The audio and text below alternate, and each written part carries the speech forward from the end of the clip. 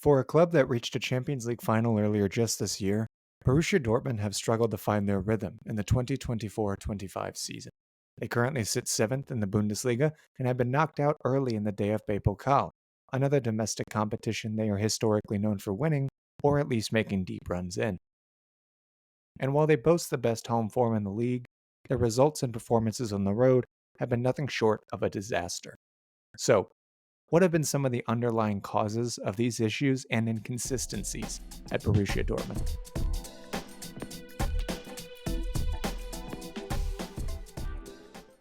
The underwhelming results in the Bundesliga are not a recent issue for Dortmund, as they actually finished 5th domestically last season, though that would be a topic for another video.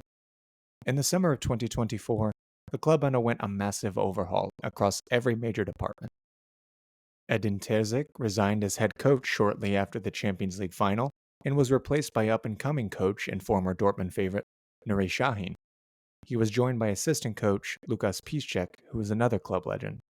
Longtime chairman of 20 years Hans-Joachim Watzke was also succeeded by former Dortmund player and Champions League winner Lars Ricken.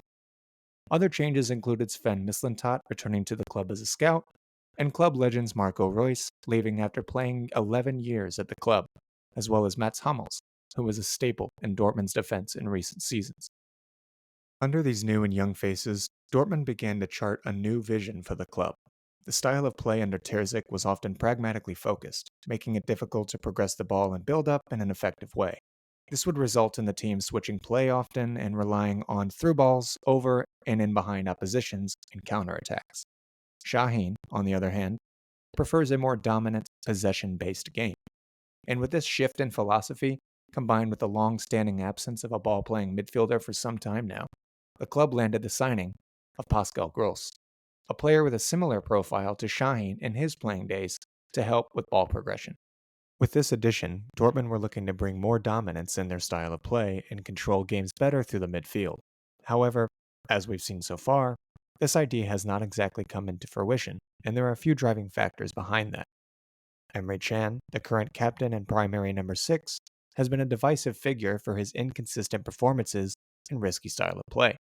He has a tendency to be easily dispossessed, and his recent red card in Dortmund's loss to Mainz has only added to frustration surrounding his role.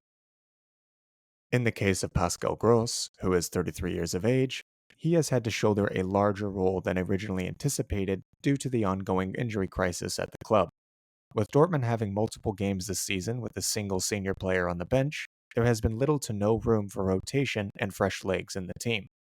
Gross has had to play in the midfield as the heart of their build-up, as well as fullback and more than a handful of recent fixtures. Felix Metsche, Dortmund's major signing from last season, has shown improvements in his ability to assert himself in midfield. However, he struggles with inconsistency, failing to be convincing on a regular basis. Marcel Sabitzer, meanwhile, has had limited minutes in central midfield and has often been deployed out of position as a right winger, which brings us to another key issue here, which is his naivety in his tactics and personnel decisions. While, of course, new managers need time to implement their style of play, Shaheen's lack of a clear game plan on a consistent basis has been raising concern. What we do know is that he often prefers playing with a back three, and again, a more dominant, possession-based style of football. But with the injuries already mentioned and years of poor squad planning from the club now, Dortmund simply do not have the depth or personnel to execute these things properly. Center backs are often forced to play as fullbacks, midfielders are shifted into wide areas, and even sometimes playing in the back line in unusual roles, as previously mentioned, to name just a few examples. One of the more prominent examples of this was the 5-2 loss against Real Madrid earlier this season in the Champions League.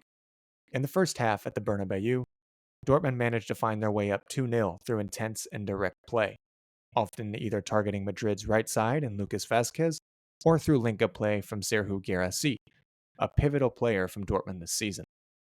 Then, less than 10 minutes into the second half, Nuri Sahin made a very negative and early change. He brought off Jamie-Gittens, the talented winger who scored the same game, and brought in Valdemar Anton, a center half switching the shape of the defensive line into a back three. This allowed Madrid back into the game by engaging in more 1v1s, offering the Spanish side more space to exploit out wide. and ultimately, Dortmund conceded 5 goals in the second half. Surprisingly, Şahin saw the result of his tactical collapse differently from most observers, stating, "Of course the switch didn't work, but I didn't think it was due to the system change or the substitutions. It was more that we lacked control. We knew Madrid would push, but we let ourselves get pushed too far back when out of possession." These tactical missteps can become common among inexperienced managers, as Şahin's resume only includes a brief stint managing the Turkish side and Talyaspor, which has left him with little exposure to the demands of managing a club like Borussia Dortmund. So, with the lack of leadership on and off the pitch, a squad ravaged with injuries, and a season that is quickly slipping away, what steps can Dortmund take to try and turn things around? First, according to local news outlet Nachrichten, the club is anticipating key players to be back to fitness during the next few weeks, which could provide a significant boost as they look to finish the first half of the season, otherwise known as the Hinrunde. Gio Reyna, the young American talent and attacking midfielder, has taken part in team training earlier this week and can be a key figure to unlocking opposition defenses and to help with ball retention once fully fit. Karim Adeyemi has had 8 goal contributions in 8 games before his injury, and is on the road to recovery in individual trainings as of late. He is joined by Julian Rierson and Jan Couto as fullbacks to provide more options out wide. Second, local reports suggest that Dortmund are not ruling anything out in terms of movements in the upcoming transfer window.